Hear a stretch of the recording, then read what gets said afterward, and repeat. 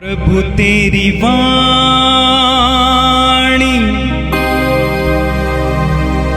जीवन की रोटी,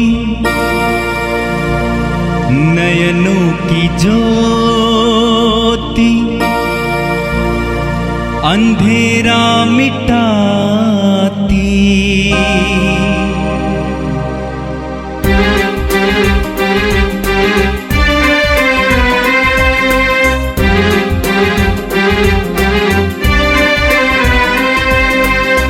प्रभु तेरी वाणी जीवन की रोटी, नयनों की ज्योति, अंधेरा मिटाती।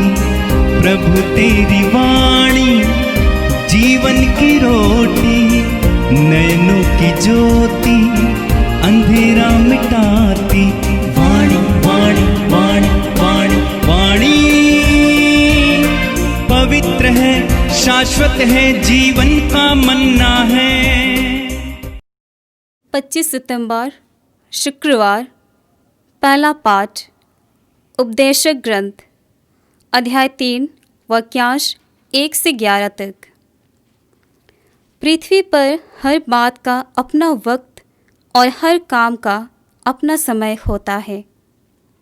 जन्म लेने का समय और मरने का समय, रोपने का समय और पौधा उखाड़ने का समय, मारने का समय और स्वस्थ करने का समय, गिराने का समय और उठाने का समय, रोने का समय और हंसने का समय, विलाप करने का समय और नाचने का समय, पत्थर बिखरने का समय और पत्थर एकत्र करने का समय,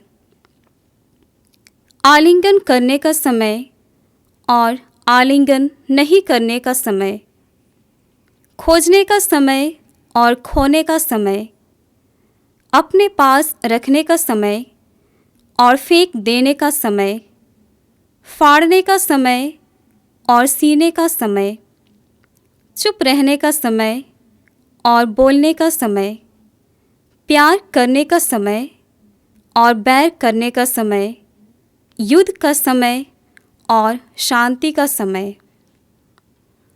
मनुष्य को अपने सारे परिश्रम से क्या लाभ? ईश्वर ने मनुष्यों को जो कार्य सौंपा है, मैंने उस पर विचार किया। उसने सब कुछ उपयुक्त समय के अनुसार बनाया है। उसने मनुष्य को भूत और भविष्य का विवेक दिया है, किंतु ईश्वर ने प्रारंभ से अंत तक जो कुछ किया, उसे मनुष्य कभी नहीं समझ सका। यह प्रभु की वाणी है। संत लूकस के अनुसार पवित्र सुसमाचार अध्याय 9 वाक्य 18 से 22 तक। किसी दिन प्रभु यीशु एकांत में प्रार्थना कर रहे थे और उनके शिष्य उनके साथ थे। यीशु ने उनसे पूछा, मैं कौन हूं? इसके विषय में लोग क्या कहते हैं? उन्होंने उत्तर दिया, यूहन्ना बपतिस्ता, कुछ लोग कहते हैं एलियस और कुछ लोग कहते हैं प्राचीन नबियों में से कोई पुनर्जीवित हो गया है। यीशु ने उनसे कहा, और तुम क्या कहते हो कि मैं कौन हूं? पेतरुस ने उत्तर दिया, ईश्वर के मसीह। उन्होंने अपने शिष्यों को कड़ी चेतावनी दी कि वे ये बात किसी को भी नहीं बताएं। उन्होंने अपने शिष्यों से कहा, मानव पुत्र को बहुत दुख उठाना होगा, नेताओं, महायाजकों और शास्त्रियों द्वारा ठुकराया जाना, मार डाला जाना और तीसरे दिन जी उठना होगा। यह प्रभु का दिव्य सुसमाचार है। क्रिस्त प्रभु की जय। मेरे प्रिय भाई और बहनों, आज का पहला पाठ उपदेशक ग्रंथ से लिया गया था, अध्याय 3 से, और वहां पर हमें एक बहुत सुंदर पाठ पढ़ने को मिला। आपने ध्यान से सुना होगा, वहां पे बताया गया है कि पृथ्वी पर हर बात का अपना वक्त और हर काम का अपना समय होता है। और आगे वचन कहता है, जन्म लेने का समय, मरने का समय, रोपने का समय, पौधा उखाड़ने का समय, मारने का समय, स्वस्थ करने का समय, गिराने का समय, उठाने का समय, रोने का समय, हंसने का समय, इत्यादि इत्यादि। ये बहुत ही सुंदर वचन है। वचन कहता है कि पृथ्वी पर हर चीज का अपना समय होता है। कभी कभी इसका गलत अर्थ लिया जाता है। कुछ लोग कहते हैं क्या करें साहब, हर चीज का अपना समय होता है, किस्मत की बात है, समय होगा तो हो जाएगा, इंतजार करते हैं। तो कभी कभी एक तरह के कर्मवाद की तरह इस बात को ले सकते हैं, किस्मतवाद की तरह। अब मेरा समय नहीं आया है, समय आएगा तो हो जाएगा। नकारात्मक अर्थ है, लेकिन इसका बहुत ही गहरा अर्थ है। पहली बात जो मैं आपके सामने रखना चाहता हूं वो बात यह है कि हर चीज का अपना समय होता है। रोपने का समय होता है, उखाड़ने का समय होता है। ईश्वर ने इसको नियमतः बनाया है, सुनिश्चित किया है। अगर आप थोड़ी सी किसानी जानते हैं, अगर आप जुलाई महीने में गेहूं बोने जाएंगे तो क्या होगा? उगेगा जरूर, फसल नहीं होगी। हर चीज का अपना समय होता है। उस समय पर अगर आप गेहूं बोएंगे, उदाहरण के लिए नवंबर महीने में, नवंबर के अंत तक या दिसंबर के प्रारंभ में, अगर तब तक गेहूं नहीं बोएंगे, उसके बाद बोएंगे तो आपको अच्छी फसल नहीं मिलेगी। इस दुनिया में हर चीज का अपना समय होता है। जो समय को पहचानता है और उसके अनुसार कार्य करता है वो जीवन में सफल होता है।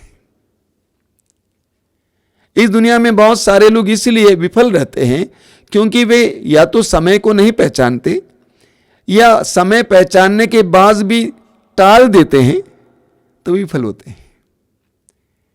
मेरे सामने बहुत सारे उदाहरण हैं जो समय पर कार्य नहीं किए इसलिए विफल हुए। टाल देते हैं, सोचते हैं भाई अगले साल करेंगे, नहीं अभी समय नहीं आया है, परफेक्ट करेंगे। हर चीज का अपना समय होता है। इसीलिए विवेकी पुरुष समय के इंतजार में रहता है। विवेकी पुरुष समय को पहचानता है। ये सांसारिक जीवन में भी है, अर्थ में भी है। अच्छे व्यापारी वे होते हैं जो समय को परखते हैं, समय के अनुसार कार्य करते हैं, समय के अनुसार हर चीज को परिवर्तित करते हैं। तो अगर हमें जीवन में सफल होना है, आध्यात्मिक जीवन में, अन्यत्र भी, तो हमें समय को पहचानना है और समय की मांग के अनुसार कार्य करना है, समय पर कार्य करना है। जैसा कि मैंने बार बार आपसे कहा, ये आप सुने भी हैं, अगर हमारा स्वास्थ्य जाए तो वापस आ सकता है, हमारा धन जाए तो वापस आ सकता है, लेकिन जो समय जाए वापस नहीं आ सकता है। तो जीवन में सफलता के लिए हमें समय को पहचानना जरूरी है। समय को पहचानना और समय के अनुसार कार्य करना जरूरी है। समय बीत गया तो बीत गया। एक बहुत सुंदर गीत है हिंदी में, हर दिन नई आशा का संदेश सुनाता है। हर पल जो गुजर जाता वापस नहीं आता है। हर बात का एक समय होता है। उस समय को जो पहचानता है, उसके अनुसार कार्य करता है, उसको जीवन में सफलता होती है। आपने बरसात के मौसम में बगुले को देखा होगा। देहातों में, गांव में जहाँ पानी रहता है, बगुला टेले पर बैठ जाता है। जहाँ पे भी थोड़ा सा ऊपर का हिस्सा जहाँ पानी नहीं वहाँ बैठ जाता है और बड़े ध्यान से देखते रहता है पानी को कि कब यहाँ से मछली और अन्य चीजें गुजरेंगी, तुरंत उसको पकड़ लेता है। एक विवेकी मनुष्य इस तरह होता है। समय को पहचानने के लिए हर समय एकाग्र, समझदार, विवेकी बने रहने वाला, उसके जीवन में सफलता होती है। दूसरा अर्थ आज के पहले पाठ से, वो अर्थ क्या है? आपने सुना, रोने का भी समय है, हंसने का भी समय है। हर बात का अपना समय होता है। लेकिन मान लीजिए जिस समय हंसना चाहिए उस समय कोई रोता है, या जिस समय रोना चाहिए उस समय कोई हंसता है, तो उसको क्या कहेंगे हम? पागल कहेंगे। सीधी सी बात। यानी जिसका संतुलन बिगड़ गया है उसको हम पागल कहेंगे, जिसका संतुलन बिगड़ गया है। दुनिया में बहुत सारे लोग इस तरह हैं, हालांकि वे मानसिक रोगी नहीं हैं, मानसिक रूप से बाह्य रूप से स्वस्थ जरूर हैं, लेकिन उनके जीवन में संतुलन की कमी है। रोने के समय हंसेंगे, हंसने के समय रोएंगे, प्रार्थना के समय कुछ और करेंगे, कुछ और करने के समय प्रार्थना करेंगे। संतुलन की कमी। प्रभु चाहते हैं कि हमारे जीवन में एक प्रकार का संतुलन आ जाए। हर बात का अपना समय होता है, मजाक करने का भी समय होता है, गंभीरता के भी समय होता है। हर समय मजाक नहीं कर सकते हैं। इस बात को जो पहचानता है, उसके अनुसार जीता है, वो संतुलित व्यक्ति है, वो संतुलित व्यक्ति है। हम इस पर और ज्यादा मनन करेंगे, व्यक्तिगत रूप से आज इस पर मनन करेंगे। आज के सुसमाचार में प्रभु यीशु अपने शिष्यों के साथ बैठते हैं। बहुत सुंदर बात है, वहां पे लिखा हुआ क्या है? किसी दिन प्रभु यीशु एकांत में प्रार्थना कर रहे थे और उनके शिष्य उनके साथ थे। प्रभु यीशु एकांत में प्रार्थना कर रहे थे, उनके शिष्य और वो, और कोई नहीं था। प्रार्थना के माहौल में, उस एकांत में यीशु ने उनके सामने एक सवाल रखा, पूछा, मैं कौन हूं? इसके विषय में लोग क्या कहते हैं? उन्होंने कहा, कोई कहता है आप यूहन्ना बपतिस्ता हैं, कुछ लोग कहते हैं कि आप एलियस हैं, कुछ लोग कहते हैं कि प्राचीन नबियों में से कोई पुनर्जीवित हो गया है। उसके बाद प्रभु यीशु ने एक व्यक्तिगत सवाल किया, और तुम क्या कहते हो कि मैं कौन हूं? तुम मेरे साथ पिछले 3 साल से रह रहे हो, बताओ मैं कौन हूं? मैं कौन हूं तुम्हारे लिए? क्या तुमने मुझे पहचाना या यूं ही मेरे साथ चल रहे हो? पेतरुस ने जवाब दिया, ईश्वर के मसीह हैं, आप ईश्वर के मसीह हैं। मत्ती के सुसमाचार के अध्याय 16 में इसका और सुंदर वर्णन है, लेकिन लूकस में इतना ही है। पेतरुस ने कहा, ईश्वर के मसीह हैं आप। प्रभु यीशु हर विश्वासी से ये व्यक्तिगत सवाल करते हैं, बहन, भाई, बेटा, बेटी, इतने साल से तुम मेरे पीछे चल रहे हो, कभी तुमने सोचा कि मैं कौन हूं? या आज तक मैं तुम्हारे लिए कौन हूं? बड़ी दुर्भाग्य की बात है, दुख की बात है। कई विश्वासियों के लिए प्रभु यीशु डॉक्टर हैं, बैंक मैनेजर हैं, लड़की ढूंढने वाला है, लड़का ढूंढने वाला है। बहुत सारे विश्वासियों के लिए ऐसे हैं। रोग आएगा, प्रभु यीशु। पैसा नहीं है, प्रभु यीशु। प्रभु यीशु सवाल करते हैं, मैं तुम्हारे लिए कौन हूं? मेरे विषय में तुम क्या सोचते हो?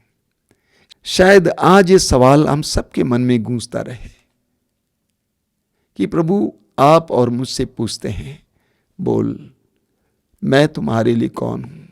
एक प्रार्थनामय माहौल में आज हमें जवाब देना है, मेरे लिए यीशु कौन है?